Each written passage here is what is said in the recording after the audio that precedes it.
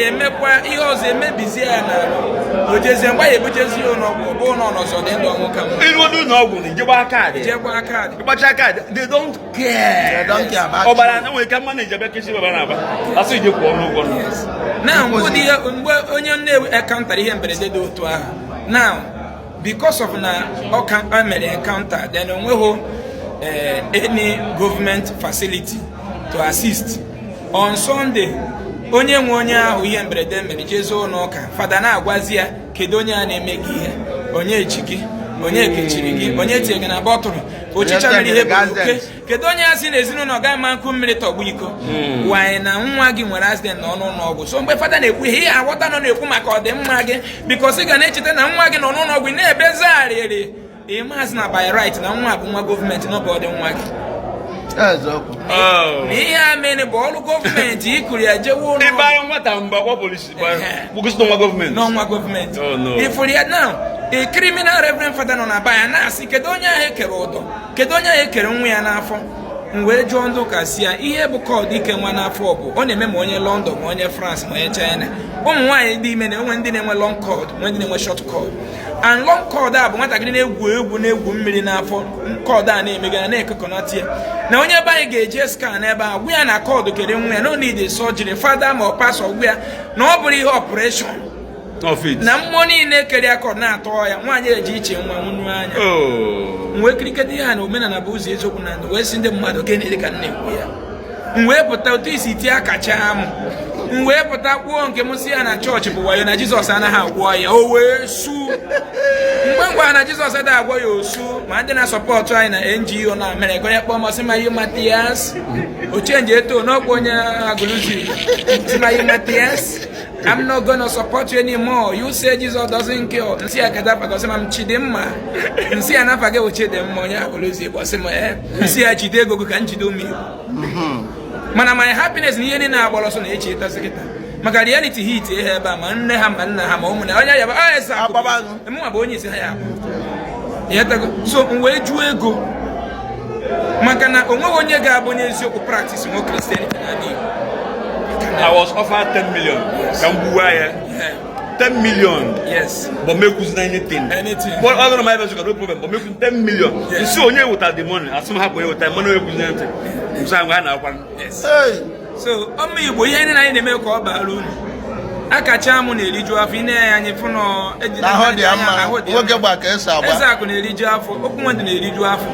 Mgbe ni na anyị na-agba anyị jụrụ egwu ụwa maka na anyị fụrụ unu n'anya ka unu dị ndụ. Mgbe gburugburu na Nnewi bụ onye ya ma sị ya jee n'ezinụlọ dị otu na ha nwa na-agwọ ya. Enwere alụsị dị na Nnewi agwara anyị na-agwọ ya. Ndị Igbo agwaghị na Chineke na-agwọ ya. Ndị na-agwọ ya medical doctors. Ndị dọkịta mgbe gboo ka a kpọrọ dibịa. Ofu mgbọrọgwụ na-akpa agwa ka ndị ọcha bịakwa zuru chi ụmụnna anyị nwere dị talented kpọrọ ha n'obodo yore fine chi anya nụ bịa na-eresi anyị ihe. So the orthodox medicine ụwa niile na-use, why can't you key into it?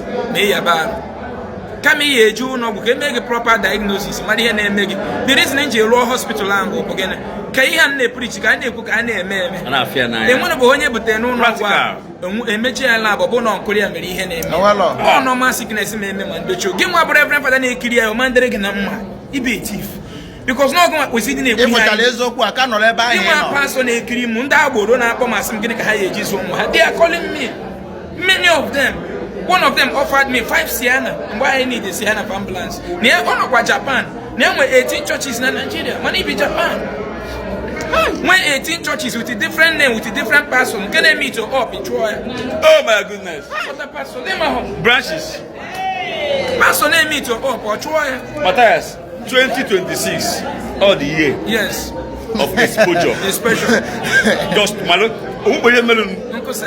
Onwebo ife mere nu itisu aja ni Igbo na-ewezi iwe yo na-ewezi iwe nu ọbara ya fụrụ Church na na gwara anyị na Obiechina ọkwa anyị na-azị Obiechina na ndị ụka bịazie emewezi ka obi anyị na-echi na-present anyị Jizọs na-agwa na Jizọs na-enye viseji eje obodo Igbo obi ya na-echi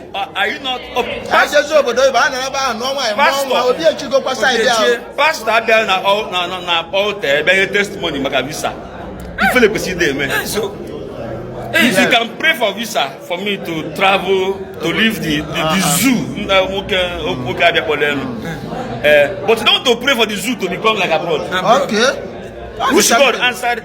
If na visa documents Iwe juzie na Akachaam say God anyelo ye na visa ko je bring na London for 10 years. Why can't the same God in your London visa ko be bring no rago? Magana na kan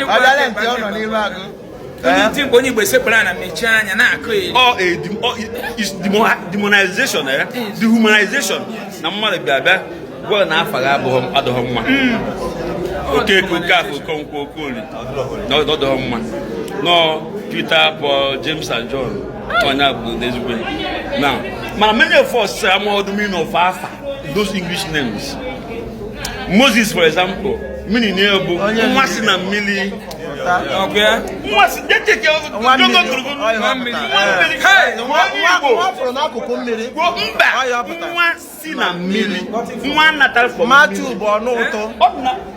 Matthew Bonoto. Oh, dirty from water. That is the meaning. Shake your goggle. Come with me. Mathias my meaning. James and Louis my meaning. Bonoto.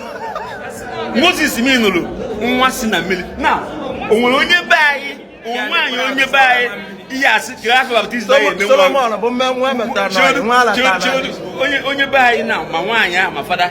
Father, you might allow baptism, baptism, baptism, below 1 million. Yes, Mbamankwe. Then both the father or the woman, Hannibal, I yakate na oko. Manu I recover the senior Moses. Agnes inko, matoro. Okay. Google where now. Agnes matoro. Akachaam. Akachaam gidi.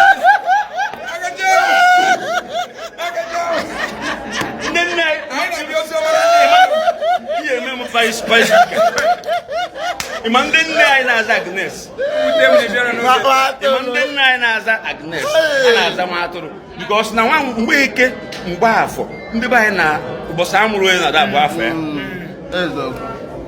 manefuna okeke okafo konko no kulu afo konko mana mde ba na Monday Friday okay nka yezu ba fa ka be afọ ụbọchị akwa di sama afọ ụbọchị odohomma okay Monday Friday afọ ụbọchị okay ka dohomma okay ka dohomma okay ka bụkwa afọ ụbọchị Sunday ana onye tọrọ ba fe Sunday asa bakwa Sunday maka mo mbo soka okay so mana muzege mbo sege bag nweke bụla ajọ afa imana ya for example for fadede ma anyị ka ihe eti everything about us iwe himself iwe m na nke ikpeazụ ahụ okay ọ bụrụ na ndị fara apa na ha ma ọbụbụ adịfe niile a na-ekwukwa akụkọ ha ma nọ na ụmụ ebe alụ n'elu theology na ha ma everything na ogo na ha nwa ọdụ kịta ha nwụrụzie na nkọ okay kedu ya ha ka jikwa chiri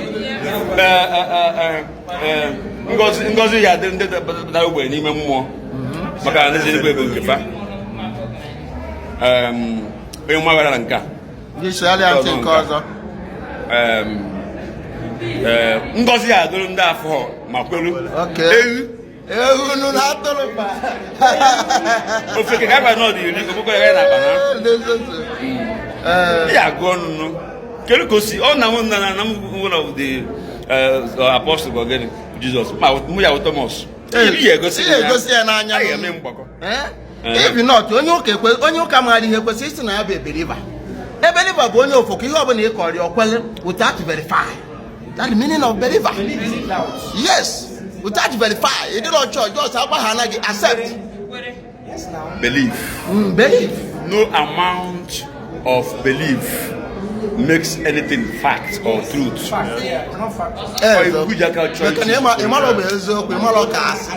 should believe that you're a goat. That means it's a sense. No, the idea of born again on how you're going to walk in. Yes. And now you make baptism and then you are going to born again. That born again you are so from today, from good listening, God cannot create you, give you brain, and at some point ask you not to use your brain. It is impossible. Yes, look. Manando kabala use in a brain. Now I use the brain or bolonjo. No, you hold me. No, in religion, oh my God. Okujumono. I got to do now.